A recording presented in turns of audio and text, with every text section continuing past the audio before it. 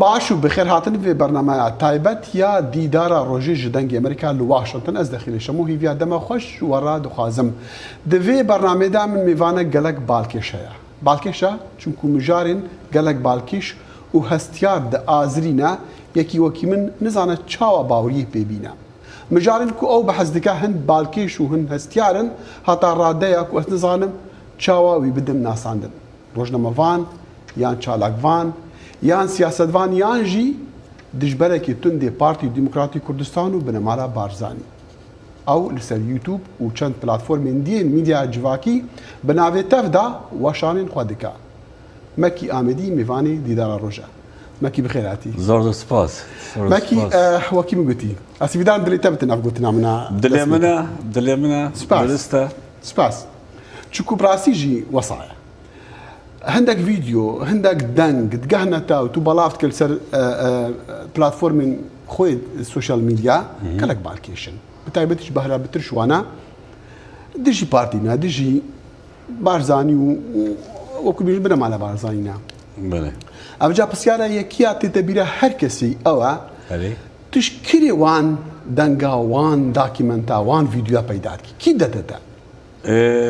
كيك دخيل اف تشتد بومبتين جدارت وقالكن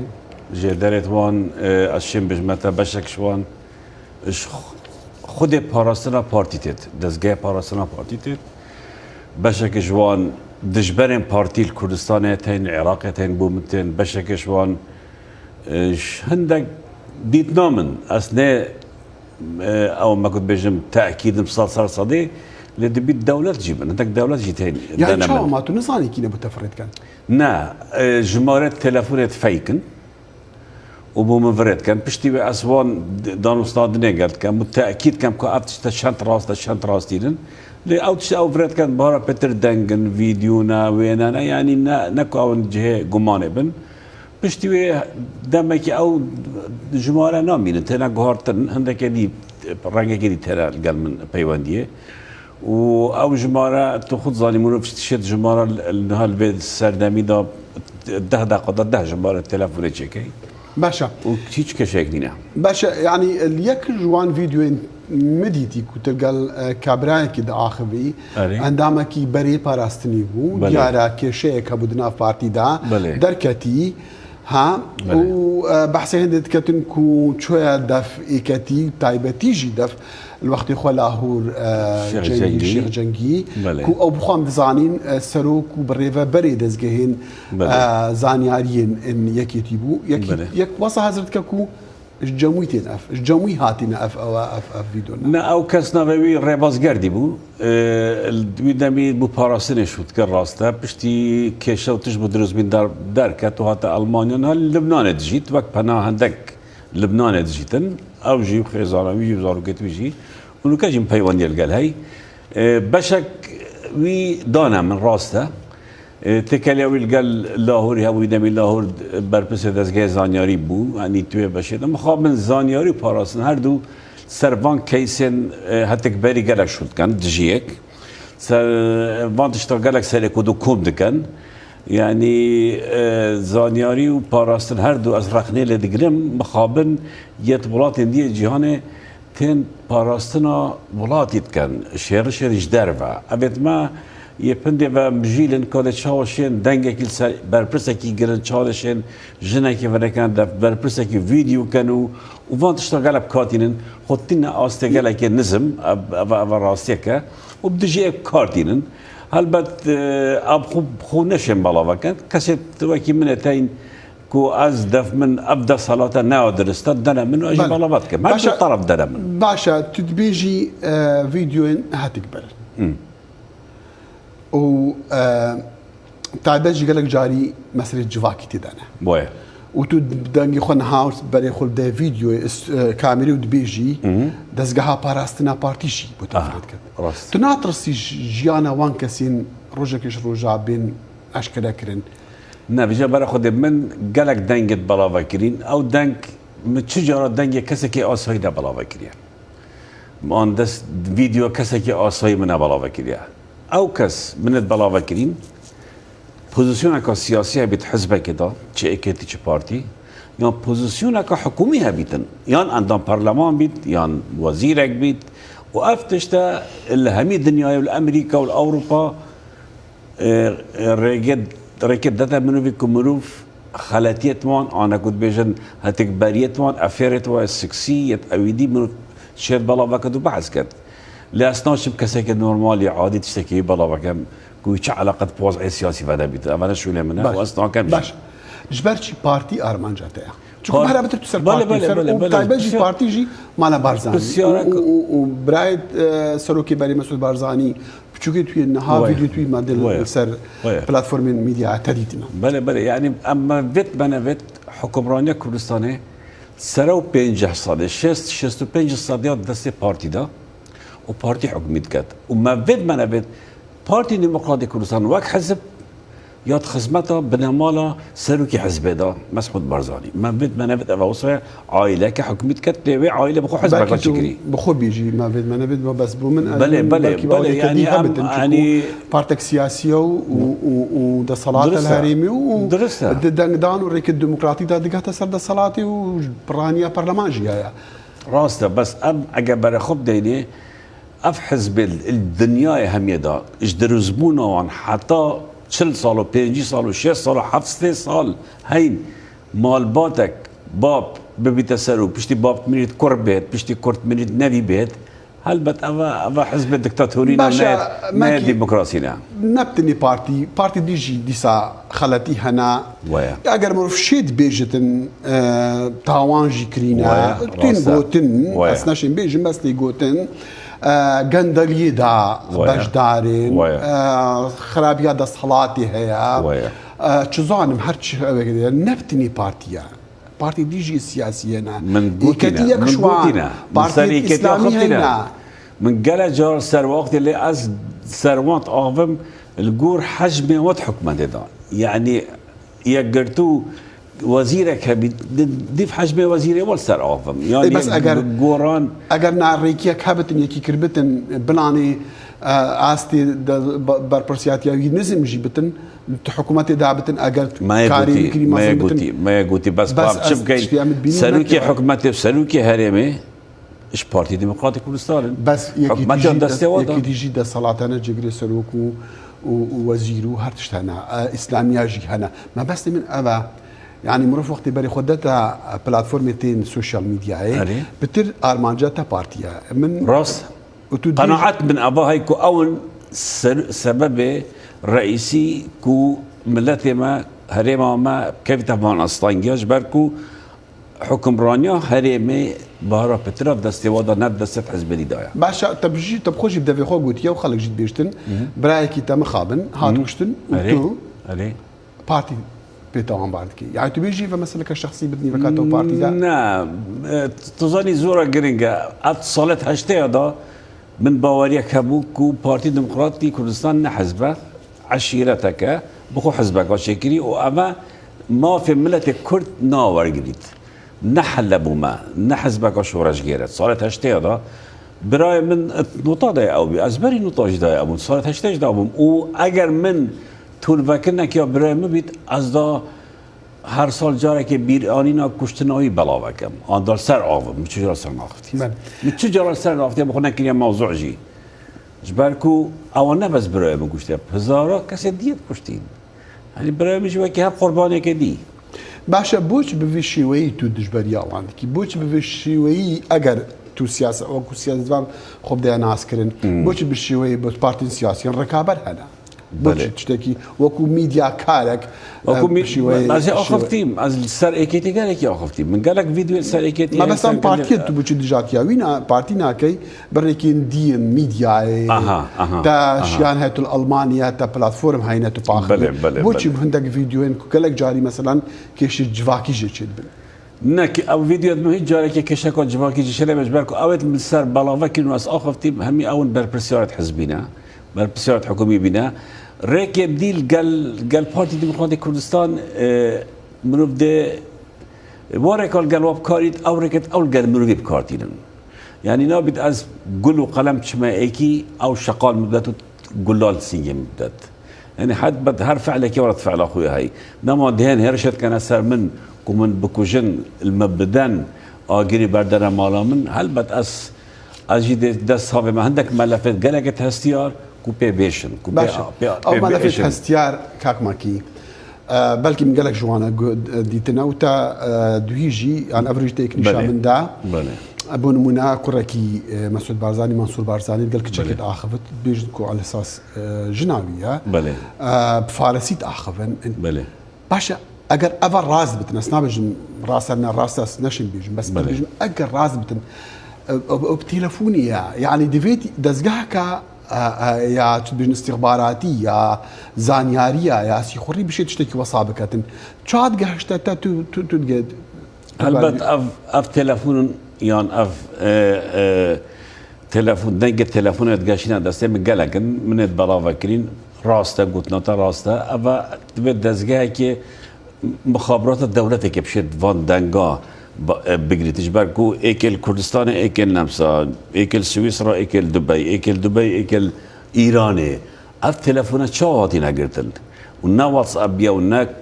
سيجنال بيا نا نظام شبي هاي التليفون هل ابد دزقها كي مخابراتيه الدولي اف دنگا قرتين ويدقاشتين من از وك هولاتي كي المانيا غازي كريا من حكومة المانيا بوليس الماني كان من اف دنگاش كي بينا يعني ابد شنا شو افيد بومنتين واز بلافات كم تشتت هستيار قال لك كده وافش شو لي استخبارات هيك مخابرات المانيا از بليغوتي من قلت ابا تليفون من اف او جمارد بومبركي كلام كان بخص ساكن انا نظام كده اس نظام كده باشا تقول معناك دزيها زانياريا جاسوسيا هريمي بتنشم لا يتهرمي الدولة يعني الدولة بن شو تيجو تنكو بشتفانيا مكي عاملي تكرن هم مسألة جهاندنا وان زانياريان هم جي مسألة بارا تشد بيجي وي طري او شتاتنا ورقتن وداينا من هل بد قوة حزب كردستان باشور دانينا نشن يعني جنا منصور بارزاني الدبي القلديك عقبة في الإيراني تلفوناوي 29 دقيقة بيتا قرتن ما يكيتي شير بيبكت ونا بارتي شير بيبكت دزقها كدولتين بله ماكي ابو دزقها كوان دزقها كاستخباراتي وان دولتا كار دكات وك روجدا مافاني كار روجدا مافاني ما بيت ما نبت لهم الدنيا بينجي صديق كارك استخباراتيه روجدا مافاني كارك استخباراتيه بينجي صديق جبالكو او زانياريا تديني وتبلاوات كي اوت كي يعني كارك استخباراتيه من بك علم سحكته اسوسات بينما هو صاخان ديجي هل بات او تجد ممتين از دوين دبيت دزقات استخباراتيه بنظام بس من اثبات لينا جبالكم بدنقل من باشا بس يعني كديا وكو رجنا مافاني وكو دزياك رجنا مافاني ام بردوام قوماني ديخين سر تشتكو دقهتا ما جبكو راستي بزاني ويا تتشاوى وتشد جهش نتات تباوريه بيتكي وتبيجي راسه بونمون انها دنكتينا تريكورد كرن دخشن دنجي من يتي هركسك الريكورد كان ووركرن يعني جي يك دنجي خوكي ويبكات يعني فيديو جيتنا درست كرن تتشاوى زاني فيديو اف دقنا راست يعني اختي من افتشت بلافات كانوا يدمي او تشات جي بي تل نبو او الذكاء الصناعي نبو هنجي ودنجي درست وناي درست منوشات بريكا بروجرامتين ابلكيشنتين ديال ديال بيت افا درستها بنا درستها وخاله هرا جرينج في مال باتم كو حكمران الكردستاني بارتي ديمقراطي كردستان بدهان سكالا سر متمار كرين برلينه اگر اف دنگنا درست بان دایم بجن اوی دنگت ما چه کرین وید بالا کرین بس ديارة دنگ بس شكال دوان سر چه اساسي ليش بيجن سكالا سر من تمركين سر نافروكا باباتيت منزلتر يعني نسر هندي يكون افتشت درست كريا يعني قمان سر فيديو يعني سر وا دنگا وا فيديوات من بالا كين هيش سكالا سر من تمار كيف سكالا سر تمار كرين سكالا سر من تمار كرين دكرت سروكي حزبنا ويسي بارزاني وملا مصطفى بارزاني سكالا سر من تمار كرين سي برايت سروكي حزبنا نهاد مالا مصطفى سيدات مالا مصطفى دلشات مالا مصطفى كوري نهادي دو كوري سكالا سر تماركري دو كوري لقمان مالا مصطفى بارزاني سر تماركري يعني عائله هم تقريبا قال لك انك تبيجي بيستو حفت سكالا سو حفت سكالا سو حفت بتر نافر كمان السيرشيا السر مسألة نافذ الراندني وكل هاي المقصات بيجني طيب أنا التوبوزالي كاره روجدامافاني وميديا الأوروبا والأمريكا يعني مجالك بفرقة هاي بس هدك بيبتين مروف نشف كار بينيت مثلا بدل تبيجي دس تبشي بيجي فساد جندل يعني أبا يعني السربا بيفا أزي قرتي وأزي دايما محكمة واجي قلق بينا وقت مقوتي محكمة هندك مثلا أنا شوي ما تبت بكلمات درس بكارينا وبيفا درس بكارينا يا رجع بيدراو من نشايا ما خلت ياكلي أوان فيديو تمنيت كم قلقت هنا هذا والسرند يسا من الشكايات تكرين محكمة بالرياضية مقطعي راكم راجفة كم هرنت بتشوف جزاء صرت بله جزاء صيد شانه جزاء يعني باري محامية يمن يوان تكون من قبيل كلكو أسنشهم مقالة ياكلي وبي بيفا راكم عند بي دفتر راكم بعد باشا ببوريا ما قال لك بس يعني هنا ما كنا في اسوان بحسك لك بتدريش كم قفلت هاتي نكرن بنمونا اقل بردانا مالاتها دوكا سيد بياني نزا كوسوفو نزان مشكل ولاتي هات نقرتن دي فيديو دا تجي قوتيا تشبلوي مسألة هات كي مناش 2017 ورا حولت لدانا من هنا كرن 2017 2018 2022 تاتينا كنه ازل بنت شاف ديريه يعني او بلاطي اصلي تجيم يعني مستا المان بله بارسنا تتكن بارسنا متكنش بركو ازيد جانا من خدها هندا جارا بارسنا من يا راوستان دي وقت تراوستين تنها مجارا كدي يعني اخر جار هاتي 2022 2022 اقل بعد مالا من ساعه 2 شبه ويدمي يعني بردوامي المالا من نبون باشا تبيجي دوكاز جهاتي نقرتن بله أفا أفصال أبو هيفانه قاشتكيلي أفصال هيفانه ساعة شاري إيفاري بو أم ترينشتي من ناف باخي خوب يعني أبد شاف ديريا مالامت كان الجهة كدي متراوسيا ون هالويني جنك هات بكي بشي دتش ما مالا فلان كسي بو شي دتشي مهم أم جيل ويري بوين دركت أفجنا هاتي رسميت مالام بگیری صح کرده مالامن که کل ویرایه پشتی به ظلام اجیات او هر دوی تاتی نگرتنی پلیس تحقیقات خود که انا شب زاد سیبان دود گرتینه گشت کیلی نه تو نشی انا شب بيش حيوانه افصال بيه باشا امريكا جي ياش بتا بحسي هندي كلكو عندك مساله قانوني هنا عن شكيات هنا سر عندك اسي بلند كو كار بدسن امريكي جيت دا باش دارن دفان مثلا غندلي دا بوغوتناتا شو مسألة؟ شو بيجي؟ از هاتنا من بو أمريكا زلتر وك من برينو كاجي بتجرب بقولتي كوما كيسايس كالانا اتياساي من داينا بارزارين خو وأمل سرشوت كين كيسن سفيرن كيسن كرمينالن كيسن غندالينا دجي هندا كسن بارتي وامريكي جي قالوا لا امريكا نخير او كسن بارتي ديمقراطي كردستان جرين كارت امريكيتين جنسين امريكيتين من السرواكرين از تدا و از بار كب خلكي ديجي يدفش ولدا باش دار استنينم لا استشم بزاني ارز هردم كيسه كي قال لك دريجه قال لك مازنا از هاتي بوند زرت قال بارزارت خو من سي كومبينات كرين دويت ماين امل سر نشوت كين باشا دفي كي فيدا اوجي او كوري بحث دس بيكا برنامج كوتا اينايو واندامه كي باراسني وبحث عندي ديكاتن خانمه هاتم بكار اينان بممثل سكسي وانا الكردستاني درخستينا والالمانيا انا وجيوان ديال كاش نكيلي يعني اس خاصم زال او كرتش لي هذا يعني وهندك تشتد قوت ريباز جاردي اللبناني يا اللبناني يا اللبناني يا اللبناني يا اللبناني يا اللبناني يعني ابي راوستانت اوی راوستان جبر کو هر شله هاتینا کنه جیوی زانی کو لبنانه و نشش لبنانه اجدار کوید مجبور بو روسيا وجناوي بتشكي بي او جل لبنانه قاش نوي عنا قاش نوي يعني تبي بس جورج راجك بعد من جوي ميل قالك از قال جناوي جداف هر دو قال بيري بس نشن تشتكي بدن اشترس هذا جبر كل لبنان تزاني شويه لبنانه باشا مثلا خانمك الماني قالت بوش صالد نوطا اسعد دار بومو او جهاد كشتن تويجي كشناويجي عطا راديكي قمانتي خيسر هناك لا انا طبعا او خانم روزنامه‌نووسك المان بو دوستا قال كرد بو از بارد كم هوا هميات نياسي وتكل قال هوا هميات وتخرج نياسي وخرج ناسي ما تكلي هوا هبو راس كان روزنامه فاني زكتشنا جهد كو مخابن هاتا كشتن كردستان هاتا تيرور كرن اوي جنه پیمانيك خرد قال منها بو نوتو چارا دان هاتا شهيد كرن الكردستاني ام كرد قدر دوستت خونو زانين بو چند قرويشكا بو چند پاركا هندكا تيرور كر مخابن باشا من دخواست ماكي افراسي يعني بسياركا بري خب دي منو بيجمني باش ما بس تجفي همية تشتا ما بس من جوهرين السيستم السياسي الكردستاني نهيلانا مالباتن كفن كوافا حفتي صالة ادفين كردستاني بكنا باشاياتي بكنا ملكيات وبيجن ما ياكري بو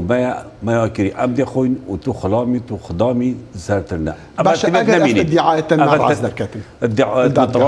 ادعاءات متراس جبركو دليل من افايا ابانو كام تعداد بينين ملتك برسي ملتك بخدمت گزاري ملتك بمعاش ملتك بخدان اخا كردستان نيفك تستي حكومه العراق دا دولة ترك وايران كيف ختنو تشن يواد فيتر كردستان كان ودو حزب قال داي دولة اقليمية دو حزب برجوانديا قال كردانين هزارها جنجي ما يش كردستان دات كيف تربيت البرف اوروبا بحرادات خندقن خلك ما بيزار بي خلك ما تشابلا ودسقطان بو حكمة بغداد دات بيت كرم كان وين مجبر رزقار كان افيا مصيبتك قال لك امازون امتداد جين خباطه منو كار مش بو هنديك وابنا مالا دستش حكمراني بردن وبهلن حكمراني بو خلكي كردستان بيت حكمراني بو جنجة كردستان بيتن باشا بوش بارتي كسياسي داكارنا كيفين بتقبون من ازان بيونديه باشا قال شاسور عبد الواحد بيونديه قال شاسور عبد الواحد يعني باش لا باش يعني من بيوندي هاي قال يا شخصي بس از قال او هي فيو منينا او هي في منينا كو بيجم نوين ود هرشتي كتنا خير جبا نجراش بالقال از قرداني دم بيجن او زانيارج دت زانياريه دتو باراج بالعكس از زانيار الدموي او ناراتم از زانيار الدموي ماكي اسيفي دارم يعني از دم كان له نارتي دك زانياريم از دمون او نادانم زانياريت من كردستان ترى من هنا و قوات الدسبت كابن ماكوي تشي بقوتل يعني ما كنتش تشتهانا هيش تبلافنا كريم قالك من بساعتها تمار الدنيتين من قالك بلجتين اف سكالا من يا امريكا دهان بلجنكو من بلافكري من الدينا محامي يدخل بيرا لتو تشيكي اجر او سكالا سرنكرت هي بدارم سر بدريت دادقهو باريزرنو بلغنو اگر ادعاءات من يان بلغت من ندرس بان يان جباري من محامية بيرا نوارد قرتن محامية من اكفلش من نوارد قرت يا قلت اختام قضية بين نسبة خام دراكين اگر زاني بكو او تشت از دمفوان جهة قماننا وندرسن دبنا مقارنة دوباره برين نكاش بقولتها امريكي نافوان دانا تشكو يك شوان فيديو يا نافي كارب دست المزن امريكي كارب دستك امريكي تدت تقولتن امريكي فيديو من تنا بالله لكن نافي امريكي مازت بله جنرال بتروس نافي تيت سلوك سي اي كمان بيت ما يرشوا كني ابا بلغيخو ابا بلغيا ليكما بترسنا كسكي هيرويفا يا طبعا هي بتزجك الامريكا ايه بيجو من فيديو ابدا من بريد هاي بلاوك بريد صار من بلاوك كيلو انه كذا تينم كلام كان شو منصور بارزاني شويه فان الرشوكت ابدنك امريكا جينا هند خشيمه مختبر دنجتين شيء دنجه تزوير ونا تزوير جك جدا كان بله ابا نبكي فما بهالحالة تقول لك سباسيتات كم كدعوة متى قبول كيتوات السويدي سباسيتات كم درازن باخر بالقلمة وتا أجد سيدار شو بسيارة ماجي تو عايش نبيكم كمان داني نسال قوت متى أنت بسيارك شو ممكن تو باروش كي بعدين دوسي جارك تقول بس بجواب ده هذا كتو مجرد دم از وی جواب ده زو چی کد برنامه متماهی راستا کار من بتوی پاره هاری کاری من خلق که باوری کار من اول هاری کاری هم بتكلم سپاس بجد بینرین دنگی امریکا از خازم قال لك بالزلعري بيجم كو جبو من وجبو دزقها من دنگی امریکا افقوتني مكي آميدي بالتني باورياوينا ويه ودمينن ادعاء وكقال لك جاري متهف فيني دا عن هفينا خدا قوتي وهطاك ونهن بشتراس كرن هر دمينن ادعاء ومدخز يك هبه برسفاي بدا اللي من قال لك حول دا بشوي بسياري خوا مش مكيد كرن هف سنجير راقرم وقال هر كسكي نابيوي دفي هف فيني دا هاتي يعني هر كسكي بخوازتن برسفا مكي آمدي بدا ام آمادنا وي ميفان بكن وي كسي هطا برنامج ديجي هر شاهدوا بختبر بنو خدا حافظ